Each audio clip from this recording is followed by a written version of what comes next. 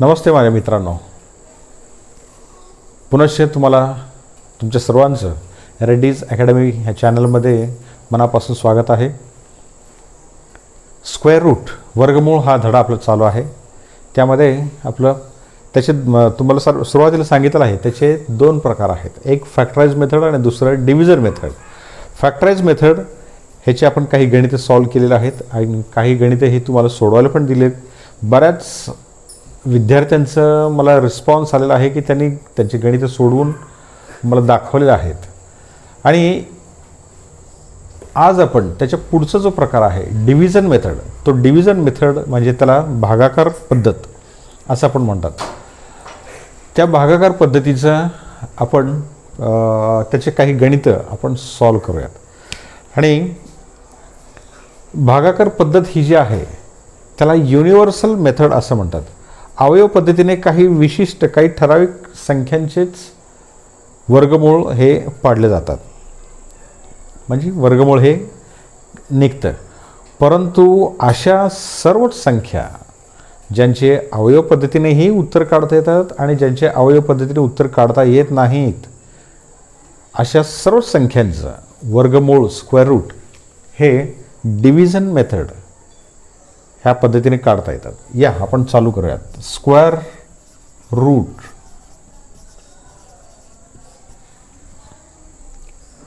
हा धडा सुरुवात करण्याअगोदर अजूनही जर माझ्या ह्या चॅनलला सबस्क्राईब जर केलं नसाल तर तुम्ही रेड्डीज अकॅडमी ह्या चॅनलला लाईक करा, शेअर करा आणि सबस्क्राईब करा. या square root by division method.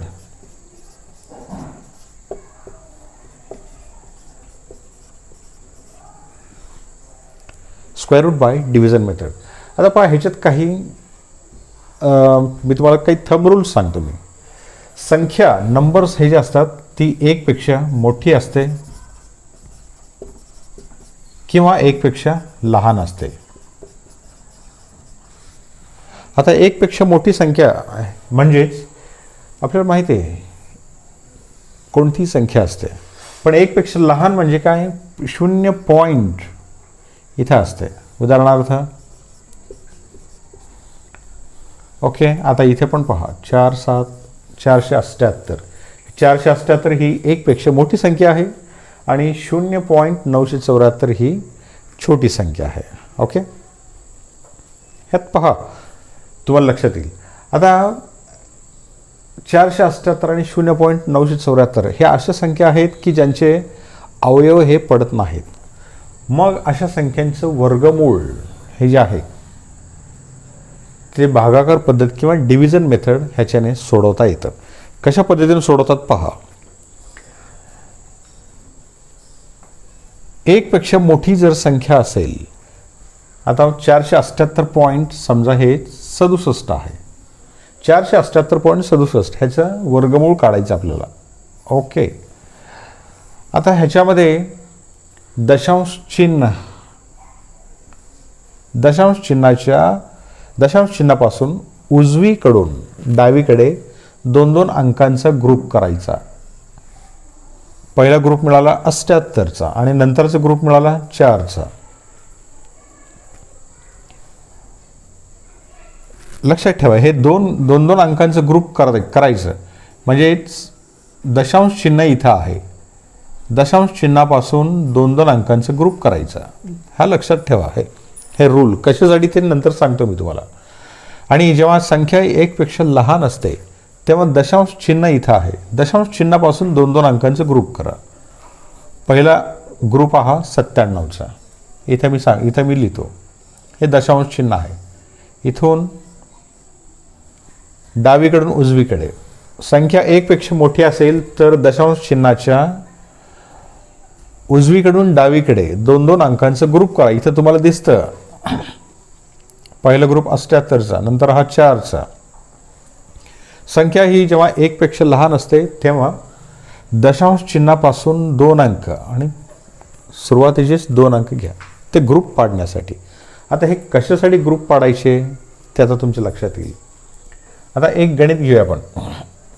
For example हेच घेऊया, स्क्वेअर रूट ऑफ 400 478.67. ठीक आहे. 478.67 ह्या संख्येचं स्क्वेअर रूट काढायचं आहे. आता हे बाय डिव्हिजन मेथड. पूर्वी कसं असायचं की परीक्षा ह्या तुमचे ऑफलाईन असायच्या आणि तुम्हाला पर्टिक्युलरली सांगायचे की ह्या संख्येचं वर्गमूळ हे भागाकार पद्धतीनेच सोडवा. पर्टिक्युलर ह्या पद्धतीने सोडवायचं. पण आता ते सिस्टम नाही राहिलं आहे. आता तुमचं परीक्षेच्या पद्धतीमध्ये थोडं बदल होत चाललेला आहे, गेलेला आहे. आणि तुम्हाला फक्त सांगितलं जातं की ह्या पद्धतीने 478.67 ह्या संख्येचं वर्गमूळ काढा आणि त्याच्या खाली 4 ऑप्शन्स असतात. त्या ऑप्शन्स पैकी एक ऑप्शन हे बरोबर असतं, बाकीचे 3 हे रॉंग असतात. आता हे मात्र काढण्यासाठी तुम्हाला प्रत्यक्ष आता जसं आपण सोडवणार आहोत त्या पद्धतीनेच सोडवावं लागेल. कॅल्क्युलेटर्स तुम्हाला अलाउड नाहीत. ठीक आहे. आता हे जे आहे हे मात्र तुम्ही लक्षात घ्या. संख्या 1 पेक्षा मोठी असेल तर दशांश चिन्हाच्या पासून डावीकडे आणि 1 पेक्षा लहान संख्या असेल तर दशांश चिन्हापासून उजवीकडे 2-2 अंकांचा ग्रुप करायचा. तेवढं जर लक्षात आलं तर पुढे आता हे पुसतो मी जरा. हे डिव्हिजन मेथड हे पण पुसतो.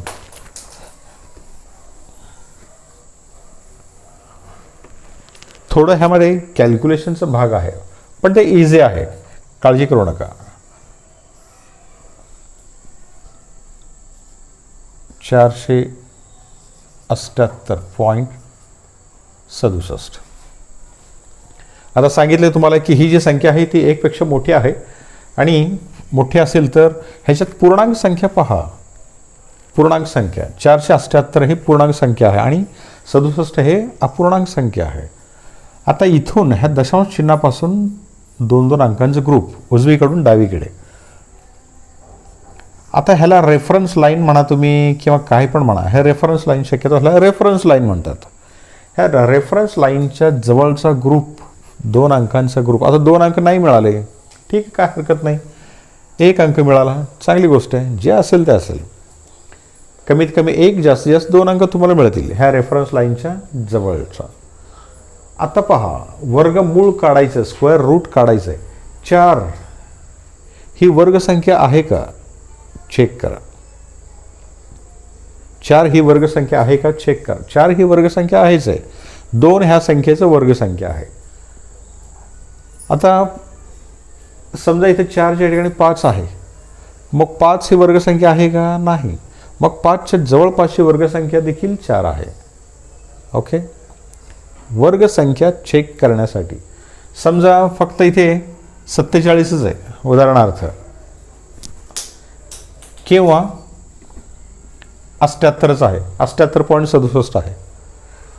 आता एकच ग्रुप आहे तिथे 78चा. 78 ही 78 ही वर्गसंख्या आहे का नाहीच आहे. मग त्याच्या जवळपास वर्गसंख्या कोणती आहे 64.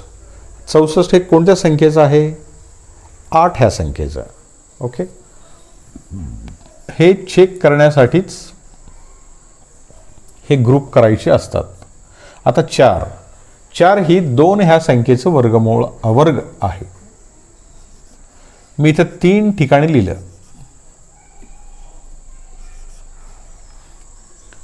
4 ही वर्गसंख्या आहे. कोणत्या संख्येचं आहे 2 ह्या संख्येचं. आणि ते मी इथे 3 ठिकाणी लिहिलं, 1, 2 आणि वर 3. ठीक आहे. आता पुढे काय करायचं पहा. इथं ह्यांची बेरीज करा. 2 आणि 2 4 आणि ह्यांचं गुणाकार 4 वजा. आपण एरवी भागाकार कसं करतो अगदी सेम त्याच पद्धतीने. 4 वजा 4 आलं 0. वरून 2 अंक एका वेळेस घ्यायचं ॲट ए टाइम. 78 2 अंक घेतले. आपण एरवी भागाकार करताना 1 अंक घ्यायचो, पण इथे मात्र 2 अंक आपल्याला घ्यायचे आहेत. 78. आता पुढे मात्र पहा, इथे 4 आहे. 4च्या पुढे अशी संख्या घ्या की त्याच संख्येने त्याला गुणाकार करा. उदाहरणार्थ एक्झाम्पलसाठी मी इथं 3 घेतलं तर इथेही 3 घ्यायचं आहे. म्हणजे किती झालं 43, 43 इंटू 3. पण हे गुणाकार करत असताना इकडे पण लक्ष द्या. आता 43 इंटू 3 जर केलं 3 त्रिक 9 आणि 4 त्रिक 12, 129 होतात. 78पेक्षा जास्त झालं. 2 सब करून बघा. इथे 2 जर घेतलं तर इथे 2च घ्यावं लागेल तुम्हाला. ओके, ते पण किती आलं 84 येतं, 84 येतं. 84 देखील 78पेक्षा मोठं आहे. मग राहिलं काय ऑप्शनच नाही तुम्हाला. काय आहे 1. इथं 1 जर घेतला, इथंही 1च घ्या, इथंही 1च घ्या. 3 ठिकाणी घ्या. 41 गुणिले 1 म्हणजेच 41च येतं, 41च येतं. इथे ह्यांची बेरीज करा. 41 अधिक 1 आलं 42, इथे आलं 41. ह्यांची वजाबाकी 8तून 1 गेलं 7 राहिले आणि 7तून 4 गेले 3 राहिले. आता पुढे इथे संपले, हे पूर्ण संख्या संपले. पॉईंट द्या, पॉईंटला पॉईंट. आता वरून 2 अंक घ्या जसे तसे. 2 अंकच का, समजा एकच अंक घेतला आपण.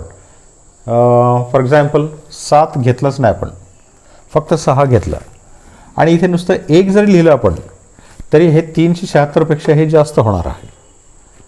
म्हणून हे 2-2 अंक आपल्याला घ्यावे लागतात.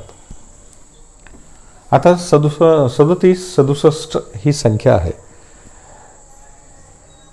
आता पुन्हा चेक करा. अंदाज कितीचा भाग जातोय. समजा मी 6चा करून पाहिला. 4, 2, 42 आहे.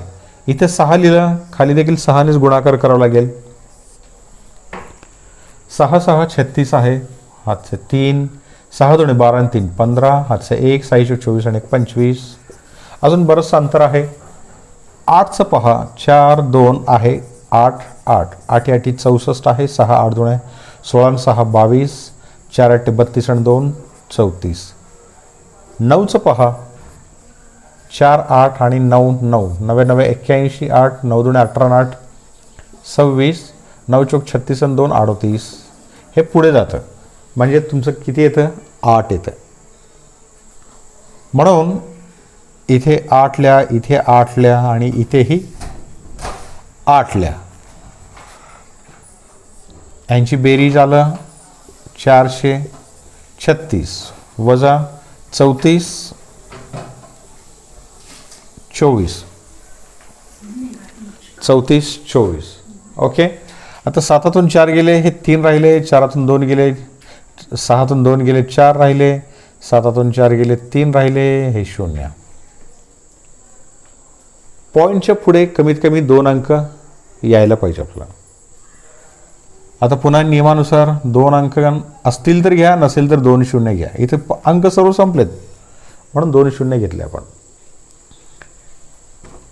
पुन्हा सेम 34,300 ही संख्या आहे. आता अंदाजे कितीच भाग जातं पहा. इथं 34 आहे, इथं 4 आहे. म्हणजे समजा 4 7 28, 7च्या आसपास जाईल. 6च बघूया, 6 पासून पुढे 4 3 6 6 पुन्हा 6. इथे 6 घेतलं, खाली 6च घ्यावं लागेल. 6 6 36, 3 6 6 36 आणि 3 39, 3 6 18 आणि 3 21, 2 6 24 आणि 2 26. ओके, आता 7चं पहा. 4 3 6 7 7, 7 7 49, 4 6 7 42 आणि 4 46, 4 7 3 21 आणि 4 25, 4 2 आणि 7 28 आणि 2 30. ओके, 7चं बसतंय. पण 8चं पण चेक करा. 4 3 6 8 8, 8 8 64, 6 8 संग 48 आणि 6 54, 8 3 24 आणि 5 29, 2 8 32 आणि 2 34. जास्त होतं म्हणजे 7चं बसतंय. इथे 7 7 आणि इथेही 7. इथे यांची बेरीज करा. 7 7 14, हे 7 3 4. ह्यांचा गुणाकार इकडे पुन्हा एकदा चेक करा आहे का गुणाकार. 7 7 49, 4 साई 7 42 आणि 4 46 4 7 त्रिक 21 आणि 4 25 2 आणि 7 चौक 28 आणि 2 30 बरोबर आहे. 30,569 वजा बाकी करा 1 ह्याला 3 13तून 6 गेले 7 3 0. पॉईंटच्या पुढे 2 दशांश स्थळापर्यंत गणित सोडवा. उत्तर आलं 21.87 21.87 हे तुमचं उत्तर असेल. तुम्ही क्रॉस व्हेरीफाय देखील करू शकताय. आता 21.87चं वर्ग करून पहा. वर्ग म्हणजे स्क्वेअर करून पहा. त्याच संख्येने त्याच संख्येला जर गुणलात तुम्ही तर तीच संख्या यायला पाहिजे. एक्झॅक्ट संख्या तुम्हाला ती मिळणार नाही, पण त्याच्या जवळपासची संख्या हे तुम्हाला मिळेल. कारण आपण इथे फक्त 2च अंक घेतलेले आहेत पॉईंटच्या पुढे. इथे कंटिन्यू अजून पुढे गणित हे वाढू शकेल, वाढणार आहे, पण आपण इथेच थांबलेलं आहे. ठीक आहे, माझ्या मते हे तुमच्या लक्षात आलेलं आहे. पुढचं एखादं गणित पाहूया आपण.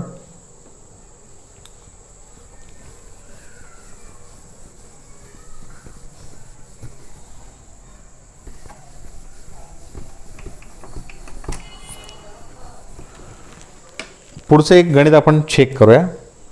एक सेकंड.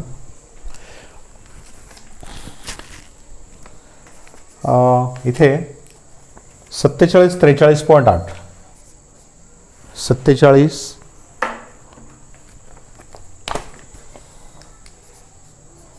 43.8 ह्या संख्येचं स्क्वेअर रूट आपण चेक करूया. लिहितं मी तर 47 43.8 ही संख्या देखील एकपेक्षा मोठी आहे. 2 अंकांचा ग्रुप करा. इथं हा पहिला ग्रुप, इथं हा ग्रुप.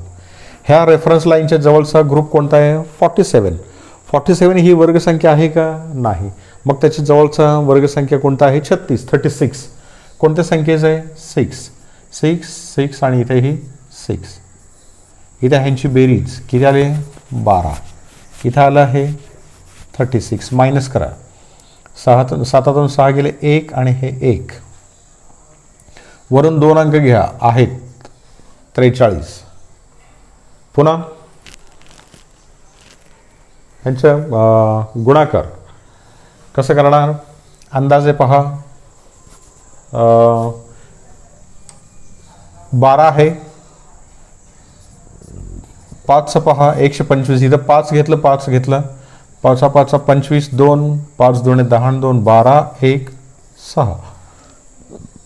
बरंच अंतर आहे. 8चं पहा डायरेक्ट. 8 8 64 6 8 2 16 आणि 6 22 2 8 1 8 आणि 8 आणि 2 10. 129 गुणिले 9 पहा. 9 9 81 8 9 2 18 18 8 26 2 आणि 9 आणि 2 11. पुढे जातं हे. ह्याच्या अलीकडचंच पहा. 128 गुणिले 8 म्हणजे इथं किती लिहिणार तुम्ही? 8. इथेही 8 आणि इथेही 8. इथे ह्यांची बेरीज 136 आणि ह्यांचं गुणाकार किती आला? 1024. वजाबाकी करा. 13तून 4 गेले 9 राहिले 1 राहिला आणि हे 119. आता इथे पुढे पॉईंट आहे, पॉईंट लिहा. आता पुढे एकच अंक आहे, एक अंक आहे आणि एक कमी पडलं.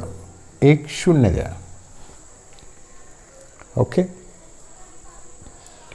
11,980. आता त्याचं पुन्हा ह्याच पद्धतीने चेक करा किती येतं. अंदाज हे सर्व आपल्याला करायचं आहे. ह्याच्यामध्ये थोडं कॅल्क्युलेशन्स आहे, थोडा वेळ जातो, पण उत्तर हे आपल्याला काढता येतं. 136 वर किती घेतलं आपण? 13 3 5चा पहा म्हणजे अंदाज पुढे आपल्याला बांधता येतं. इथे 5 घेतलं. 5 5 25 7 2 6 5 30 आणि 2 32 3 13 5 65 आणि 3 68. डायरेक्ट मी थोडं जम्प करत चाललो आहे. 136 आहे. 8चं पहा 8 8 64, 8 संग 48 आणि 6 किती आलं 54,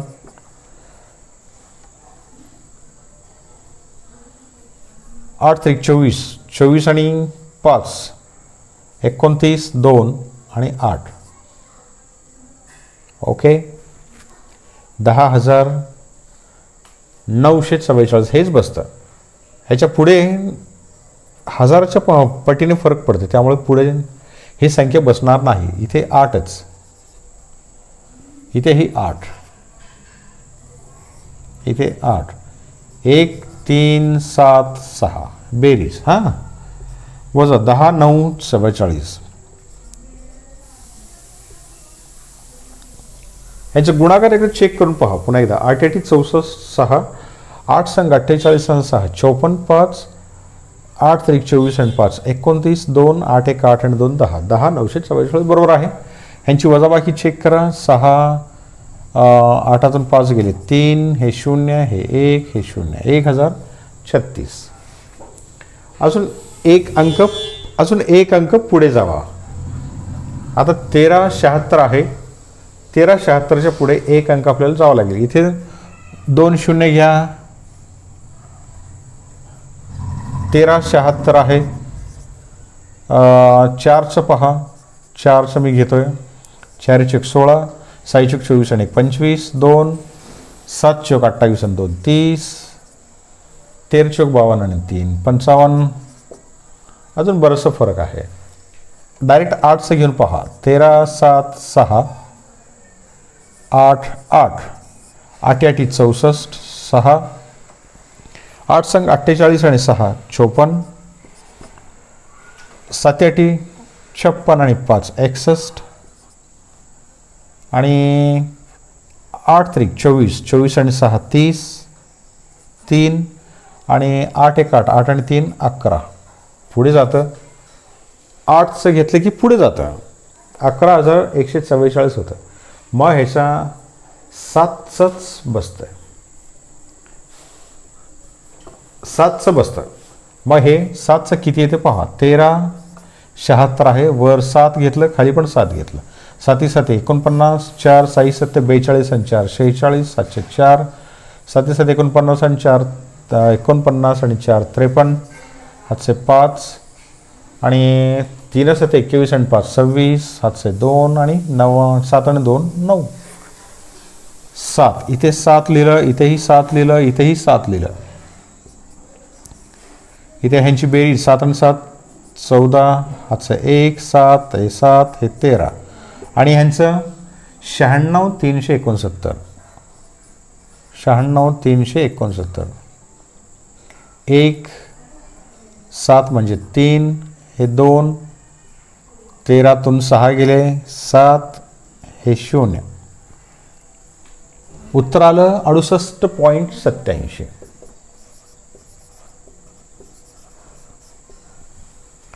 68.87 बरोबर आहे का पहा. ह्या प्रकारे आता हे आपण पाहिलं एक पेक्षा मोठ्या संख्या.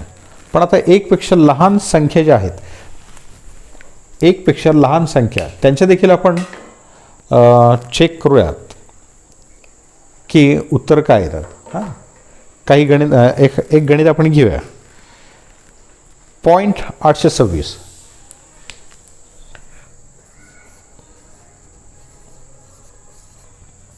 0.826. आता ही जी संख्या आहे ह्या संख्येचं पहा 0.826.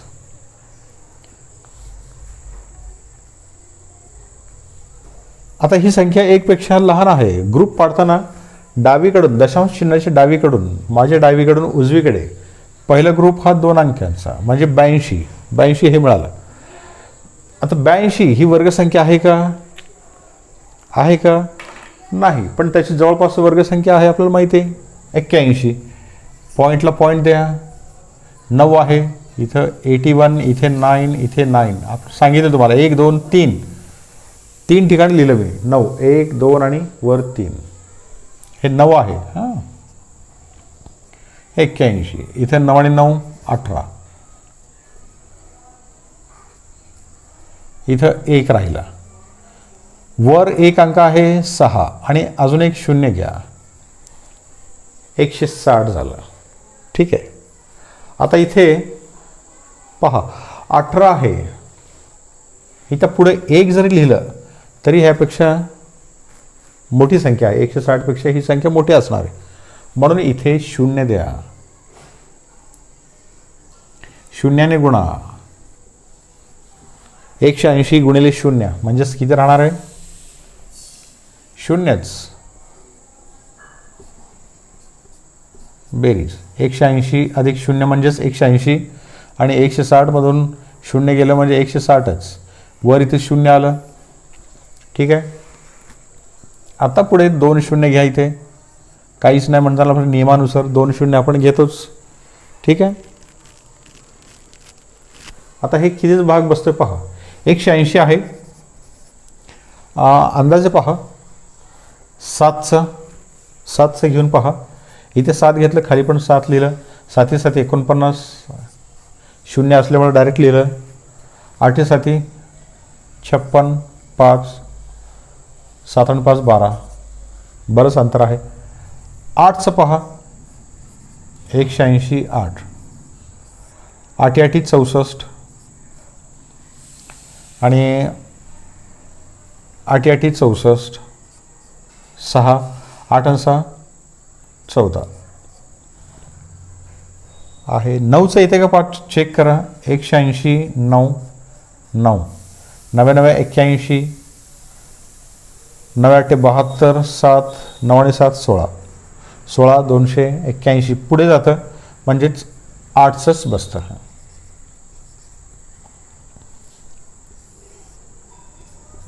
इथे बेरीज 18 1 6 आणि इथे यांची वजाबाकी, यांचा गुणाकार म्हणजे ह्याच्यातून वजा करायचं आपल्याला, 14 464, 14 464, 6 3 5 आणि 1, इथं आलं 8 8 8 आणि 8. जेव्हा संख्या ही 1 पेक्षा लहान असते तेव्हा त्यांचं वर्गमूळ हे कमीत कमी 3 दशांश स्थळापर्यंत करायचं.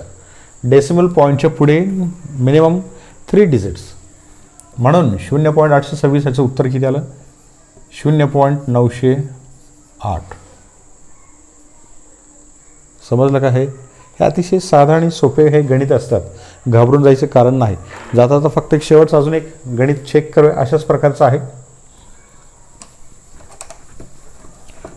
म्हणजे तुमच्या पूर्णपणे लक्षात येईल की संख्या 1 पेक्षा मोठी असू दे किंवा लहान असू दे किंवा अजून कोणतीही संख्या असू दे, सिंगल डिजिट असू दे किंवा कितीही मोठी संख्या असू दे, आपल्याला काही फरक नाही पडत.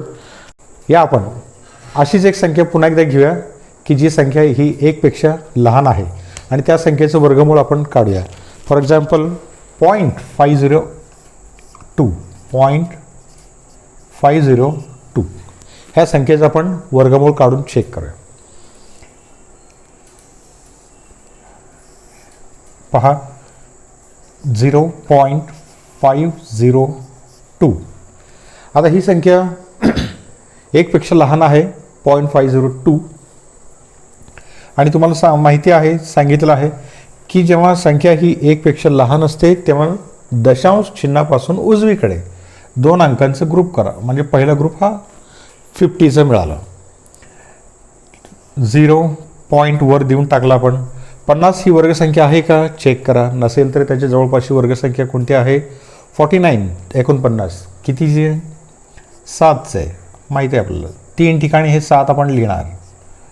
किती आलं हे 49 49 आणि इथं ह्यांची बेरीज 7 आणि 7 झालं 14 आणि इथं राहिलं 1.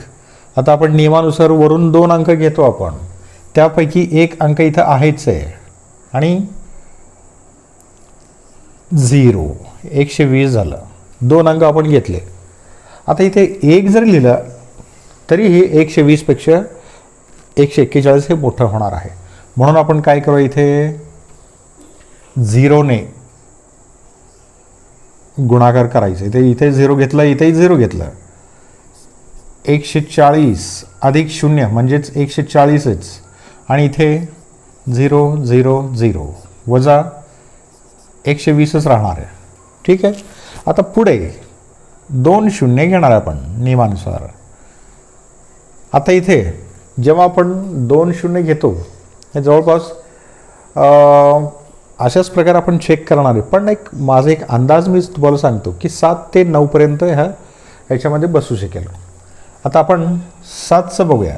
140 आहे, 7 आणि 7 ह्यांचा गुणाकार 7 7 49 डायरेक्टली लिहिते शून्य असले कारणाने. 7 शोक 28 आणि 2 आणि 7 1 7 आणि 2 9. बरंच अंतर आहे. 8चं पाहूया. 8 8 8 8 64 14 चौक 56 112. हेच बसतं, कारण आता पुढे 9 जर घेतलं तरी 1000चा फरक पडणार आहे. 12,000च्या पुढे जातं, म्हणून 8च. इथे 8, इथे 8 आणि इथेही 8. इथे ह्यांची बेरीज 14 1 6. ओके. वजा 11 264. 11 264 वजा बाकी करा. इथे आले 6, इथे आले 3, इथे आले 7 आणि हे 0 0. उत्तर किती आलं पहा. 0.708. हे अतिशय साधा आणि सोपं आहे. अशा प्रकारची गणितं तुम्ही सोडवायची असतात. ठीक आहे. माझ्या मते तुम्हाला हे सर्व समजलेलं आहे. हे दोन गणितं खूप झाले, पुष्कळ झाले तुमच्या समजण्यासाठी.